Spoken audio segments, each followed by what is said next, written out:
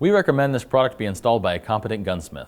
Modification of your firearm may nullify the warranty of the firearm's manufacturer. No liability is expressed or implied for damage or injury which may occur from improper use or installation of this product. You are responsible for the safe handling, legalities, and use of your firearm. Warning: always wear safety glasses when working on firearms. Hey there, Randy Lee here, and I'd like to walk you through the installation of the CZ P-10 extended slide release manufactured by Apex. Let's get to it. The things you'll need to install the Apex extended slide release for the CZ P-10 are a 1/16 inch pin punch, a 3/32 inch pin punch, a 1/8 inch roll pin punch, and a pair of small tweezers. Removal of this factory slide stop is a very straightforward operation. The first thing I need to do is remove the disassembly plate. So to remove the disassembly plate, I'm going to depress the disassembly plate retainer with my 1/16 inch punch. I'm going to push on the opposite side of the frame just to get it to sit out proud on the opposite side. Now that it's peeked out partly on the side, I'm going to use my thumb and press down on the disassembly plate, holding my finger over the disassembly plate plunger. And I'm just going to push it off to the side and pull the disassembly plate out. From here, I'm going to use a small pair of tweezers to pull out the disassembly plate plunger and the spring. Typically, the factory uses a mild grease and they stay together, but be aware that sometimes when you remove one, the other may stay in the frame. If you notice, I'm using the Apex Armorer's block to hold the frame. And so the first order of operation is I need to knock these two pins out. So the front pin is a coil roll pin, so I'm using an 1/8 inch roll pin punch. I'm just going to drive that through the frame.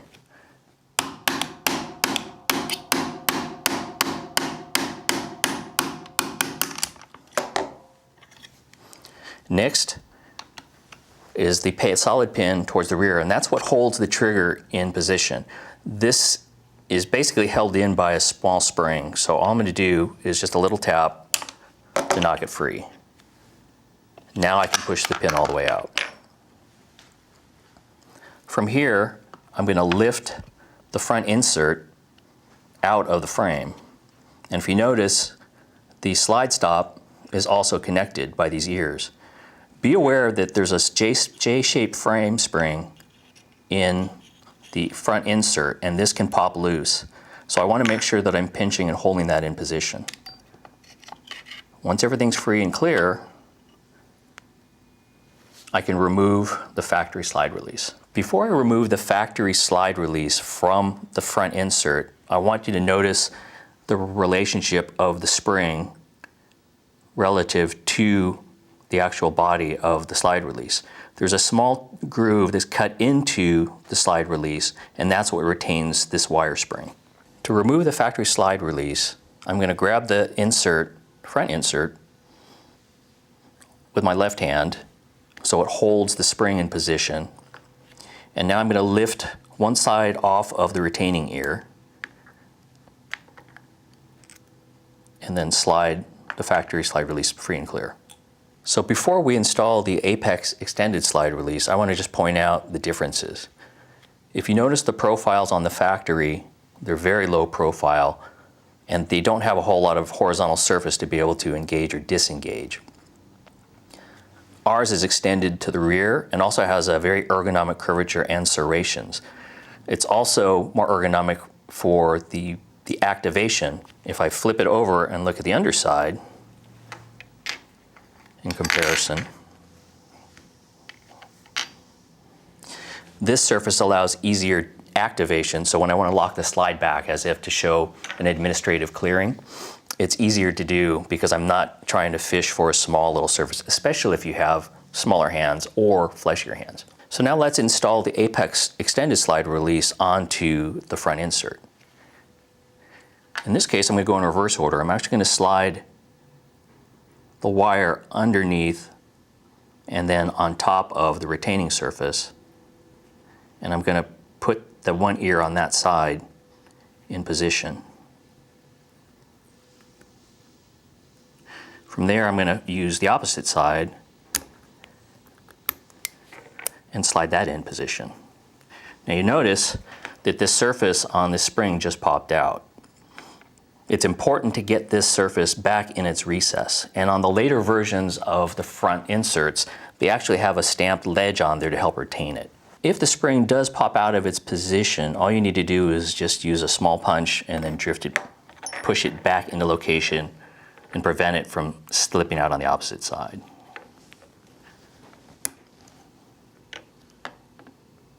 And that's the proper location for that spring. So now I'm ready to reinstall the front insert and the new Apex extended slide release back into the frame. I'm going to shift it from the front to the rear so it's under the ejector, and then line up the front insert and then press them down. Now I also want to make sure that that spring stays in its position inside the front insert, and everything looks good from here. So now I need to put in the trigger pivot pin. And so what I'm using is the 1/8 inch roll pin punch to help align it, the trigger body and the frame and the insert, because it's under spring tension.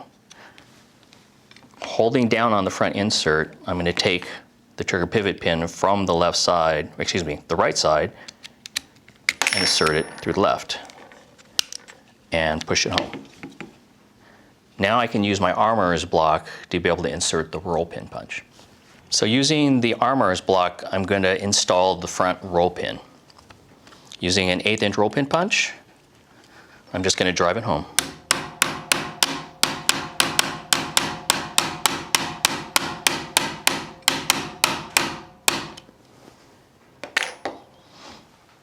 From there, I need to install the disassembly plate, spring, and plunger.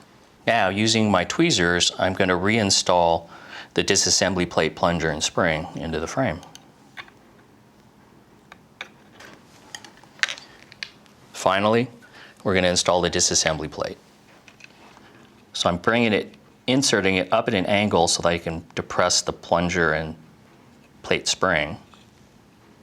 Pushing it down, holding it in place, and then pushing it until you hear the click. And it should be retained by that plunger. When you're pushing left and right, it should not slide out of the frame. And now I'm ready to reinstall the slide assembly onto the frame and do a function check. So the function check is very simple. The first thing I want to do is make sure the slide release returns the downward position under its own volition. It's under spring tension, so it should drop down. Next thing I want to do is make sure that it locks the slide open when there's an empty magazine inserted and the slide is pulled to the rear. When I drop the mag, it should still hold. And you can see where the ergonomics really come into play. It's very easy for me just to now swipe and drop that slide, or conversely, apply upward pressure and lock it to the rear. And that's it for installing the Apex Tactical Extended Slide Release for the CZ P-10. If you run into any problems or have any questions, please don't hesitate to contact our customer service. Apex Tactical stands behind its products, and this is one I'm really proud of.